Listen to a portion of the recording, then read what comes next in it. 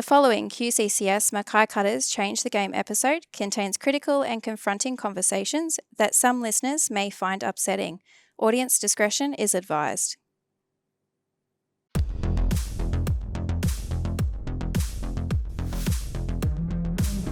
Change the Game, proudly brought to you by the QCCS Mackay Cutters.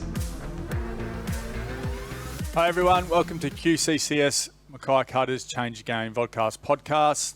I'd like to acknowledge the traditional owners of the land we meet on today, the Yui people of Kulin Nation, and pay my respects to elders past, present and emerging.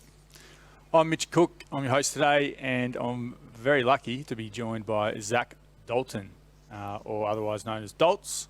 Welcome, Daltz. Hey Mitch, how are you, mate? Yeah, I'm pretty good. Before we start, I'm just going to bit of a shout out and pay tribute to Trouble Exposure's David May. This is his first one we're doing without David behind the screen and the cameras, and he's done a great job. I just want to wish Dave all the best over in Perth. And what's next for you, mate? But I'm sure we'll catch up soon. Daltz, our topic today is Friday laughs. I had a little laugh because I know it's going to be a laugh having this chat. Let's hope so, mate. Let's hope so. Yeah, and pretty much after you've retired from, well, you didn't retire from footy, but you retired from the Cutters. So you played Cutters from 2015, was it last year, 14? 14 was my last year, 14, a couple of injuries, made that happen. But you still went on and played at West and successful as well. Yeah, mate. Well, bit of fun out at West. It was good to get back and just a little less serious. You know, I'd slowed down a little bit. It's hard to believe that I could get slower, but I did. And went out to West with Mickey Baker and played out there for a little bit. Had a bit of fun. We lost a couple of grand finals, unfortunately, but yeah, here's what it is. Yeah, and you were here at the Cutters. The year before I got here, 2013 was my first year at the club, and you were part of Siebes' era and the group that come through then, a really good group, and build up to a big reason why we had success in 13 and continued on a couple of years after that. But we'll talk about some of those memories soon. But the first thing I want to get into is pretty much while you're here at the Cutters, you're always known as the joker of the group and the funny man, and personally one of my favourites amongst the playing group, and not meant to have favourites, but mate, you were one of mine. I didn't feel like it at the time during the fitness sessions, Cookie, I can tell you that much. No, there was a few, I'd always have a laugh after I'd yell at you, but... Definitely, but definitely knew my name because I was always at the back. Yeah, we're riding you pretty hard, but we'll just try and get you fit, mate. But you started posting jokes online, and I noticed that through your Facebook page, and so I'd like to know how that started. It's still going now. Every Friday there's a joke that gets put up, and makes people's weekend and week, I think. Yeah, I'm just a bit of a mushroom, mate. Fun guy. Got it. You're welcome. No, it was just something that started to give people a laugh, just to finish off a week.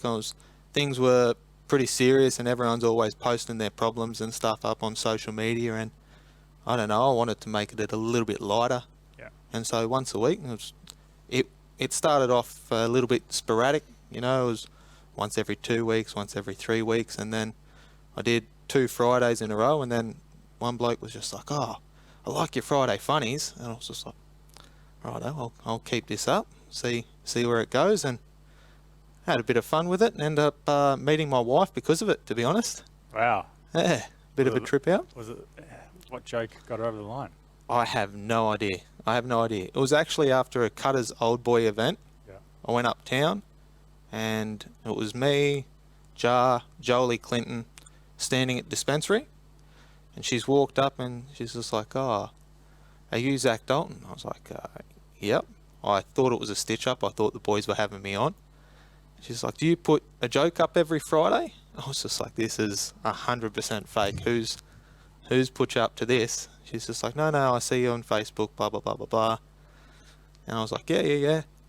Are we friends? She's just like, no, we've got a mutual friend. And then ended up from there, 5 years, 6 years later, and married. And this is our second anniversary today. So and got a little daughter out of it. Friday Funnies for the win. Yeah, little Lola, that's pretty special. Congratulations on your anniversary. Thank you very much. Thanks for coming to the podcast on your anniversary. I sent flowers, so I love you, Lucy. Thank you. Well, when did you first put your first joke up? Ooh, probably mid-2015. I think I've been going for 7 years now.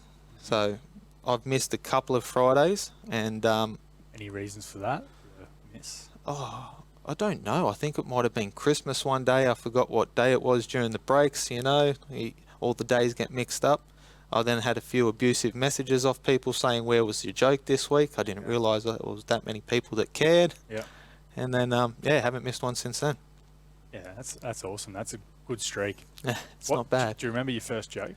I don't remember my first one, but I feel like I wasted so many good ones at the start. Oh, yeah. So many classics that I threw out there before I had a following, Yeah. And I can't repeat them. You can't rehash 'em. Nah, I hold myself to such a high standard. I've repeated myself once, and I got a message from my wife going, "You've used that one already," so I had to delete it and put up a new one quickly before too many people picked up on that. But there was definitely some good ones thrown out at the start. Yeah, no doubt. And where are they all from? The brain, or are they? No, I researched? can't. I can't think of that. A lot of them are researched. At the start, I had to do a lot of researching myself. Mm-hmm. Since then, it's got a lot easier because a lot of people send me what they find funny and just like, you should post this one. This is a good one. Yeah, good. It's like, sweet, I'll save that one and wait a few weeks until they forget that they sent it to me, and then I post it up so they can't claim credit. Well, what's been a favourite? Tell us a joke. One of the favourites. I was at home the other day, and a copper came and knocked on the door. And he said, "Sir, we've had a report that there's been a couple of huskies chasing kids on bikes." And I was just like, "Officer, like, they're not my huskies, like, couldn't be my dogs." It's like, "How can you be so sure?" I said, "Well, I haven't taught them how to ride a bike yet." Love it. Yeah. Yeah, good. So, and you say that people do send you their jokes, or let you know when you've repeated, like your wife has let you know when you've repeated one. What are some other messages you've got online from people that have appreciated your jokes? Not so many online. I've had people that I know personally that have walked up and that don't acknowledge it online, and they're just like, "Your jokes make my day, like, keep it up," sort of thing. And I was just like, "Oh, righto," like, it's all a bit of a laugh and whatnot. I've had a couple of lads say that they wake up every Friday and that's the first thing they do in the morning is go on and look for the joke, which is, I found that quite funny. I was just like, oh, surely you've got something better to do on a Friday morning. But no, if that makes people laugh and smile, mate, then it's a little thing that I can do. Yeah, I think personally, and that's part of the reason of getting you on as well, and to start with this question, and I've noticed it from when you started, and it's something I did look forward to when you did post it and read what funny humour you had at the time, and then also see who else is liking it too, because no doubt it does make people's day when they read something like that, and they might be having a really off day, and to see something like that online, as you said, there's a lot of negativity online, and have a laugh, it's powerful. Yeah, definitely. I think that a lot of people need to try and look at the light, and that's it. We've all got problems that we can focus on, but if there's one little part that we can, and that's why they're dad jokes too. They're corny, they're so obvious, it's just like, that's not actually funny, and it's so not funny that it makes you chuckle. And they're the best ones, mate, where you can't help but just shake your head and just like, what's he doing? Yeah. They're the ones that I love. And, like, have you ever thought about going into stand-up comedy?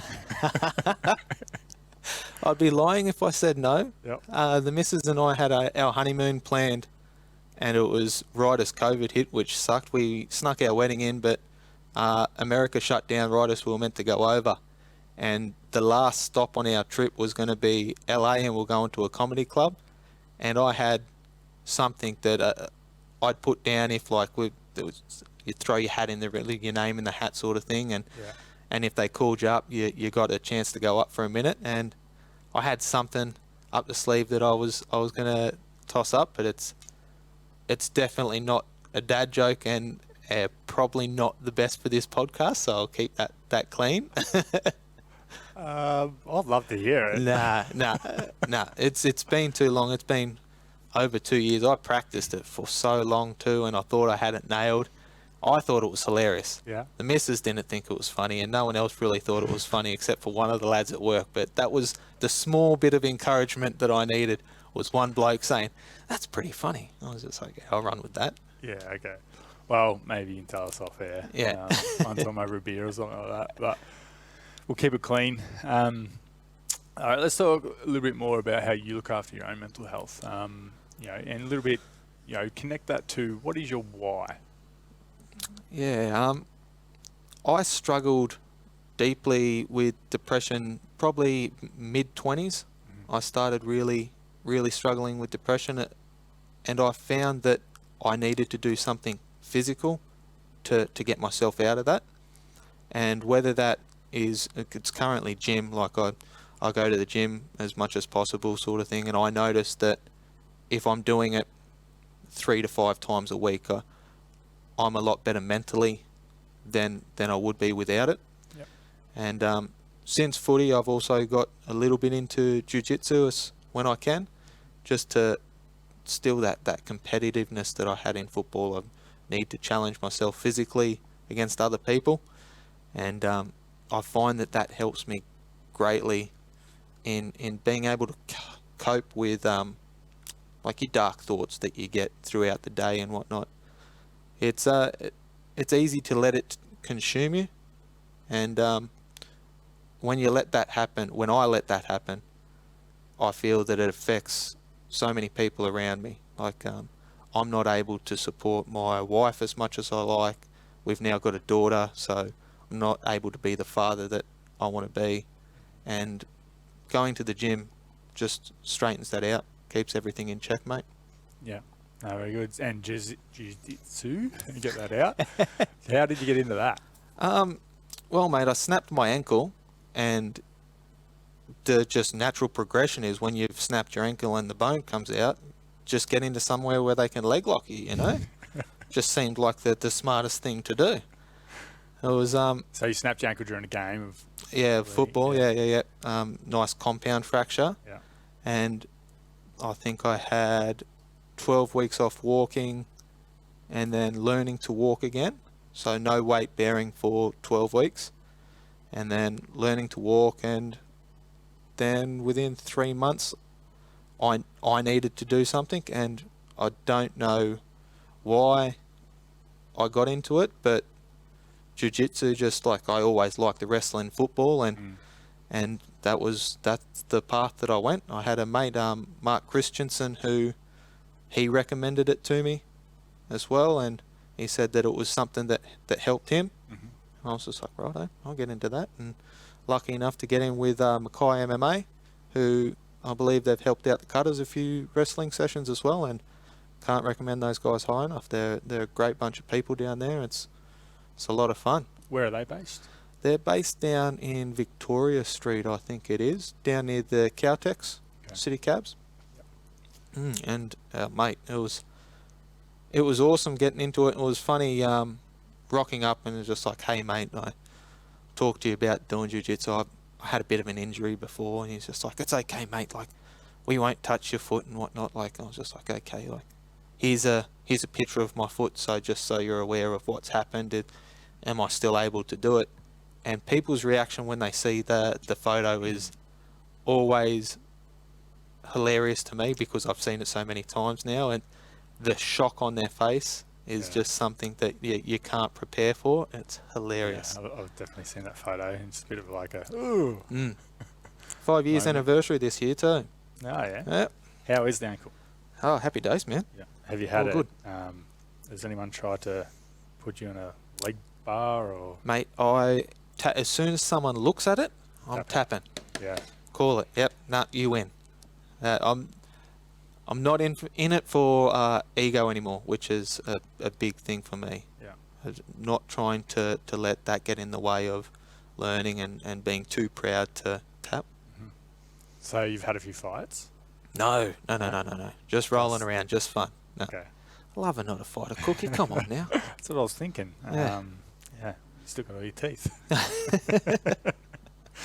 No, very good. So, exercise really important to for people's mental health, and you've shared that. Do you want to talk about that a little further? Like, what are some things that has helped you get out? Exercise is part of that, but what are some of the things that you've gone down the rabbit hole and you've needed to put yourself out? Mate, to get down that rabbit hole is a strange thing. When there's a reason, I feel like it's easier, if that makes sense. So when you have a football injury, when you snap an ankle or you do a knee, everyone expects you to be upset, so that's okay. It's the ones when it comes out of the blue, when everything in your life seems to be going good, and that's when the black dog comes or the clouds over you, and trying to explain that to someone that you're just depressed because you are, that's when you send yourself into a spiral. Because you're trying to explain yourself, I've got a job, I've got a missus, I'm an able-bodied, like, what do I have to complain about? And then because you are looking at the fact that your life is good and then you still feel sad, you get in the self-pity spiral. So to cope with that, mate, I used to just break things down to little increments of time, and whether that be just a song and just go, okay, during that song, everything felt fine. Like, I didn't have any dark thoughts, things weren't too bad, and then just try and grow it from there. So that one song turns into half an hour where you're not thinking about anything. You've got something else to focus on, whether it be work or exercise routine that you're doing at the time, or just being around friends, family. If you can break things down into smaller increments, I found that really helped myself. So that's like part of your toolkit, your wellbeing toolkit too. And like I said, so my mid-20s was probably the worst time, and that's when I did have to start building my toolkit. That's a great analogy there. It's just like getting more tools that you can lean on when you do need to. And there's times when tool A won't help, so you have to go through to B, C, and D. And it might be a combination of all of them that get you out, or sometimes you just have to dance with the demons for a bit, mate, until you get out. But there's always people there, and I was going to ask about that with the people that support you. Friends, family. Friends and family are massive, mate. Honestly, football for me has created some friendships that are more like family than friendships. It's like I said, it's my wedding anniversary, and it was funny looking at my groomsmen. I had 5 groomsmen, and 4 of them I played footy with, and 1 was my cousin. So, it's something that creates a bond that is like family. It's like blood. The efforts that you go through with your mates and the hardship and whatnot, it creates a bond that's pretty unbreakable. Yeah, and they've been there through thick and thin with you, which is great. 100%. And celebrate the good times like a wedding. Oh. And the birth. Yeah. It's funny how many people turn up when you put on beers for them. That's amazing, And food. Yeah. Yeah, and they're good times. So should be, definitely take advantage of. Yeah, definitely. Well, let's continue to talk about your injuries through footy. So you've had a few. You talked about the ankle, which has been the probably most horrific one, but you've also done your knee. Yeah, 2012, I was involved in a tackle where I did my ACL, MCL, LCL, and broke the bone. So that was a big one that put me out for a little bit. That was a hard one to come back from. But I did, which I was happy with. I was unaware of how challenging it would be at the start. I was lucky enough to be living with Michael Comerford at that stage, who's also done his ACL, and we had a very different approach. He was 100% with his rehab, to a T. He didn't skip a beat. I was not that person. I was the guy who would sit on the couch and put on weight. I think I got to 123 kilos. From what? Oh, 90. from, I think I would have been about 98. Yep. 98 at that stage, and maybe 100. And so, yeah, to put on close to 30 kilos made the pre-season with you really enjoyable, you know, because that's when you came in too. And it was just fun, you know, running around in the sweltering heat with an extra 30 kilos on a knee that wasn't as good as what it used to be. But, did we get the weight off? oh, fast, Yeah. surprisingly. There was a lot of, I'm not sure if I cried it out or I sweated it off, but I lost it either way. Yeah, no, well done. And you came back and played footy, Yeah. which was the main thing. Yeah, I had a lot of counterintuitive to what I was saying before, but my self-talk when I was coming back was pretty negative, but that's where I go to get back to places. So a lot of things that would run through my head was, no one thinks you can do it, you've got to prove everyone wrong, the world's against you, prove everyone wrong and see what you can do. Well, pretty much those times too, like 2013 compared to now, like we didn't have as big a staff as we do now compared to then. We still had really good physio support, which you would have learnt on a lot. Yeah, definitely. But a lot of it was up to you to get in, do your own program, be diligent with that, and tick those boxes along the way. At that stage it was, mate. It was you get the program from the physio and then you'd rock up to training, and my training for the first, I think it was 6 to 8 weeks, was I would rock up and just do laps around the field while you guys were just doing stuff in the middle. And it was funny, and it was also such a mental challenge to be on your own watching the boys do drills inside. And don't get me wrong, they were getting punished as well, but they seemed like a group, and I felt like it was up to me. But it was fun, and you'd get the occasional shout out from one of the boys, you know, keep going, Dolts, you can do it. And it's just like, oh yeah, righto, they do know I'm here, you know. No, definitely. And you were seen too, like, you know, us being in the middle, you're on the outside, you wouldn't have probably felt part of it at the time, but you still were part of it, just on your own journey. Yeah. But yeah, mate, well done for that. Like, I don't think we've ever really talked about it since, you know, those years, and you getting back and going through that. I personally know what you did go through inside the gym, and you know, getting back and to training and then playing. You know, it was a big deal. It was massive for myself to get that last game for the Cutters. You know, I'd come back and I'd played local league for Brothers the year before, but to get the chance under Kim to play against PNG, I was part of the side that was the first one that went over to PNG, and that was my last game for the Cutters. But to get that monkey off my back and to feel like I did come back and I played again, really felt good. That's a big tick on the wall at home, you know. Yeah, that was a great trip, wasn't it? Oh mate, it was a cracker. It was an eye opener, that's for sure. Like to see their culture and how much they loved the game, and chasing the bus from the airport, you know, and having a police entourage as we made our trip to the hotel was pretty surreal. Because we were the first team to experience that, to go to PNG and play them.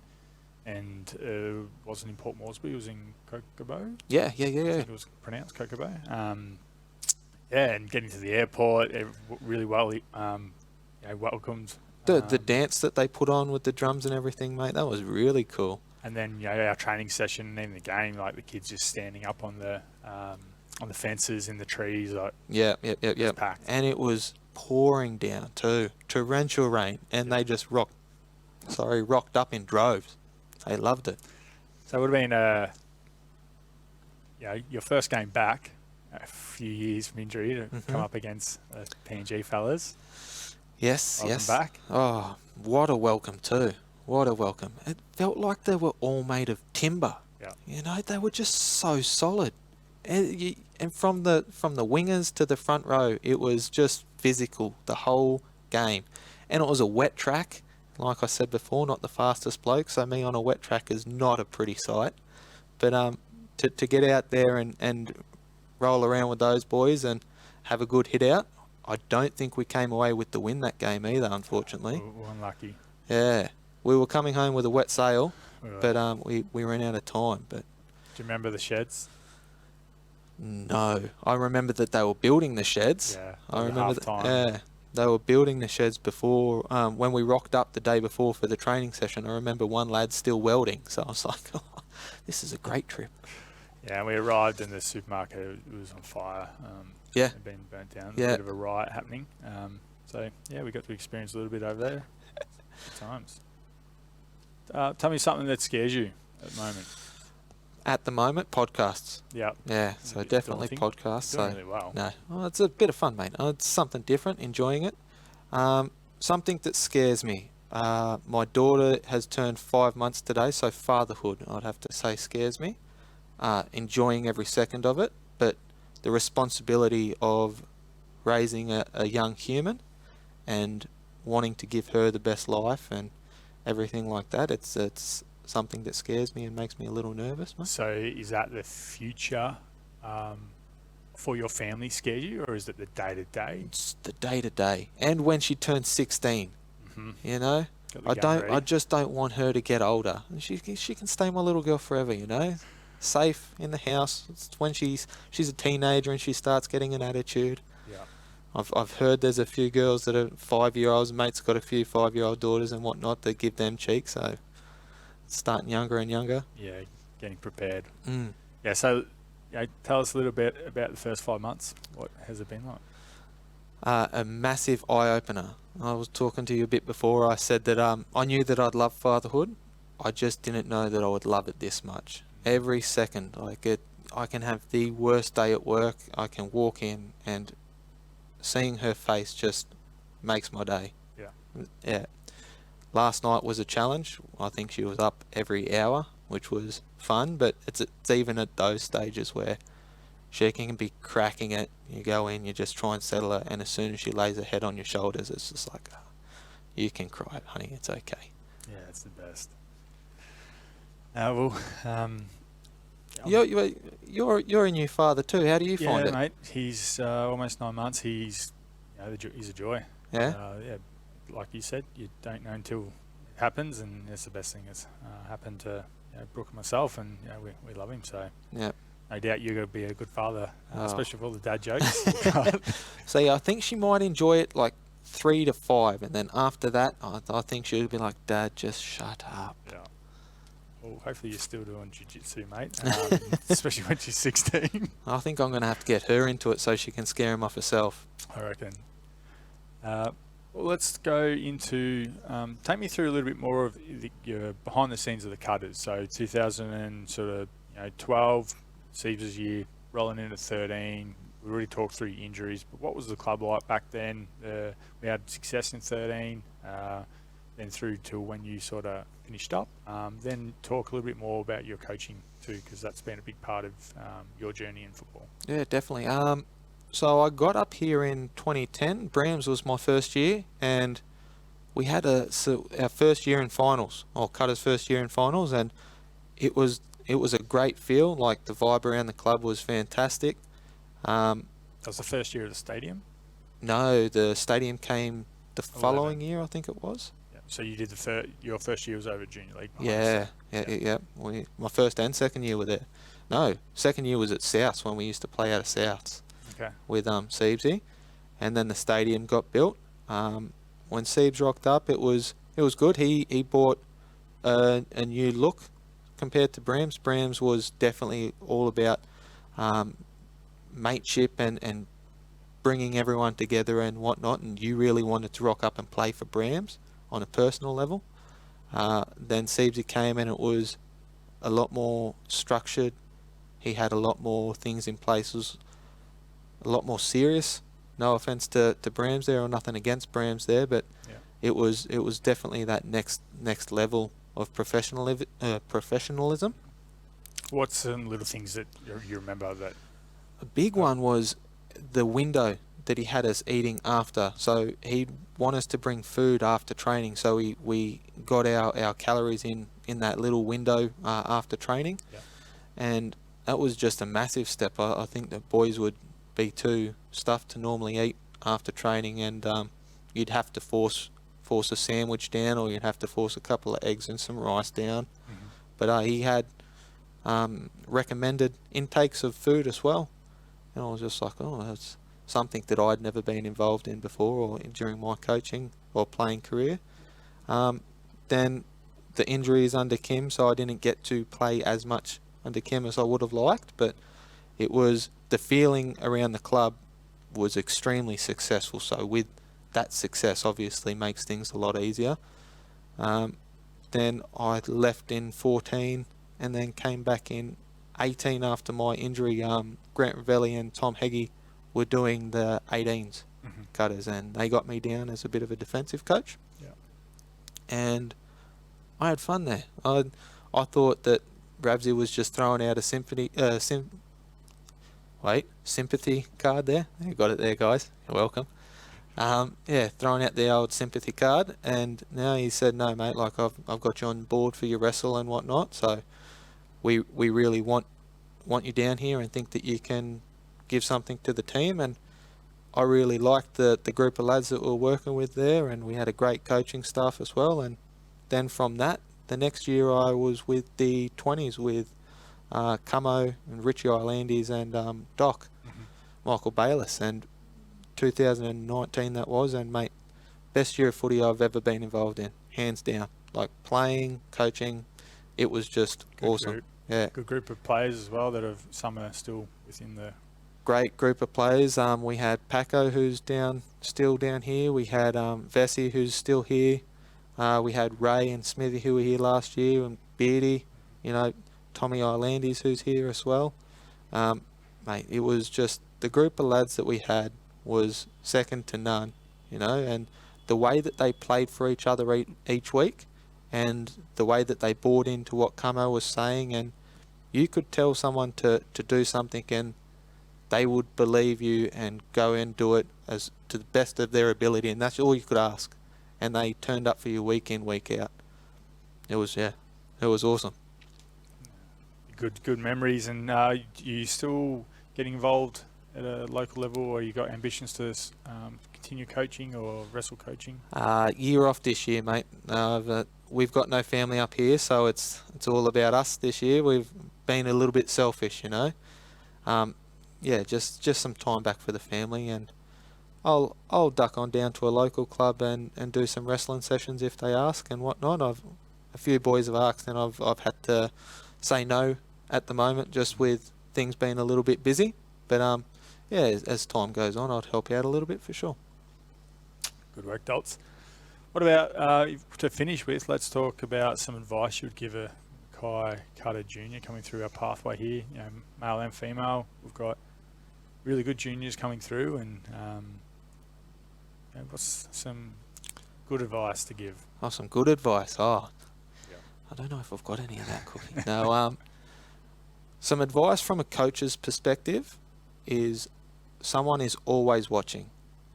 Even when you think that they're looking away or no one's got their eye on you, and you can take that little shortcut, or you can take that step short of the line, or run that route that little bit lazy. Someone is always watching, and someone is always paying attention.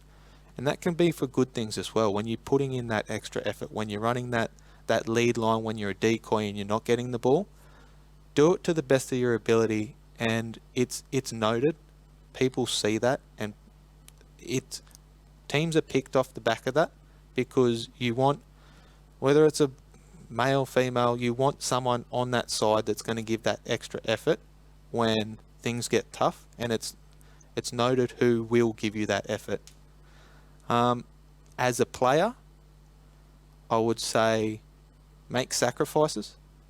So that missing out on that party that you really wanted to go to with a mate that you went to school with, missing out on that party will pay off in dividends down the road. Whether it's building new friendships with people that you play with, but that little sacrifice that you think that, oh, I'm missing out on the party that everyone's going to. You're not missing out. You know, the experiences that you will get from football, you'll live with for the rest of your life, and the people that you meet along the way will be tenfold better than that one little party that you didn't go to. Mm-hmm. Very sound advice, Dolce, and a couple of pieces of information there that I'm sure that our juniors will take on board and have success along the way while missing that party. It's not all doom and gloom, guys. You can party in football too. Yes, definitely celebrate those wins and celebrate, commiserate those losses together as well along the way. But thanks very much for joining us, Zac. It's been a great chat. No worries, Cookie. Pleasure, mate. Anything to leave us with? You haven't got out that you really wanted to say about Youngie or LT or anything? No, I've got nothing to say about those boys, but good things. We'll save those chats to the old boys. We'll have some good ones there. Yeah. I will tell you one little thing before I go. Yeah. I bought a pair of shoes off a drug dealer the other day. Yeah, I don't know what he laced them with, but I've been tripping all day. You should do those laces up, mate. Righto, guys. I love it. Thanks. Change the game. Proudly brought to you by the QCCS Mackay Cutters.